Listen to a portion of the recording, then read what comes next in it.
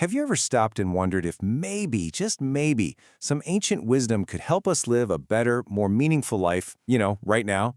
Well, that's exactly what we're going to explore by diving into some of the most foundational ideas in all of Western philosophy. It really all boils down to one huge question. It's a question that's been echoing for centuries, one that philosophers have spent their entire lives trying to figure out. What does it actually mean to live a good life? And what's so fascinating is the contrast you see right here. So many of us today are asking, how do I make more money? How can I get that promotion? How do I get ahead? But the ancient Greeks, they started from a totally different place, a much deeper place. How do I live a good life? That's a fundamentally different way to look at everything, isn't it?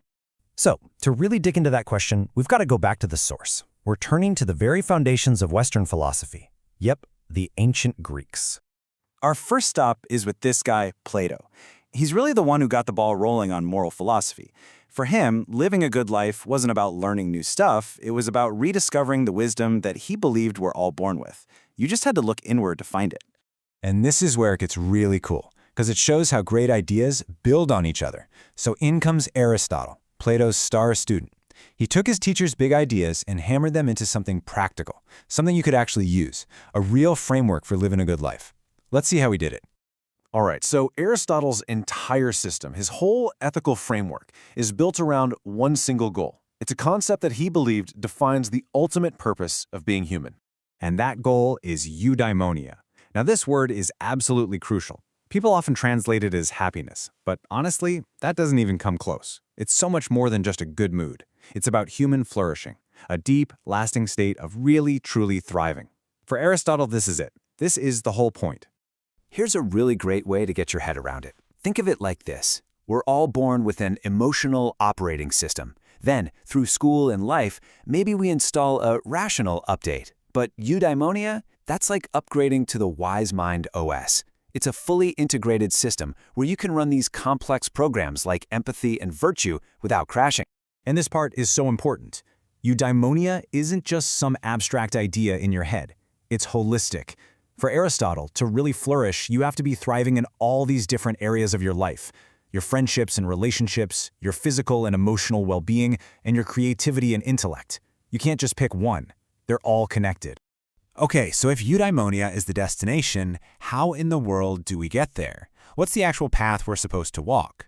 Well, for Aristotle, the answer was crystal clear. The path, he said, is the practice of virtue. So what's a virtue? It's basically just a positive character trait, things like honesty or courage or generosity that helps a person flourish. These aren't just nice ideas. They're the actual tools you use to build a good life. This breaks down his whole framework perfectly. Step 1, the goal. We're all searching for that flourishing state, eudaimonia. Step 2, the tool. We use our practical wisdom to live virtuously. And step 3, the method. We don't just become good people overnight. We get there through constant, dedicated practice. And that leads us to this really powerful idea. Nobody is born perfect. None of us are perfect. But we can all strive to be more virtuous. It's a lifelong journey of practice and improvement, not some final destination you arrive at. So what does this all mean for us today? The real power in Aristotle's work isn't just knowing the definitions. It's about using these ideas. It's about learning to think like a philosopher in our own everyday lives. Aristotle was just as famous for the questions he asked as for the answers he gave. So, in that same spirit, here are some modern questions inspired by his whole approach. Think of them as tools to help you check in on your own thinking and maybe find a little more flexibility. So let's end this by turning one of those questions inward to spark the kind of thinking that both Plato and Aristotle would have loved. The question for you is this: what part of yourself are you ready to understand better?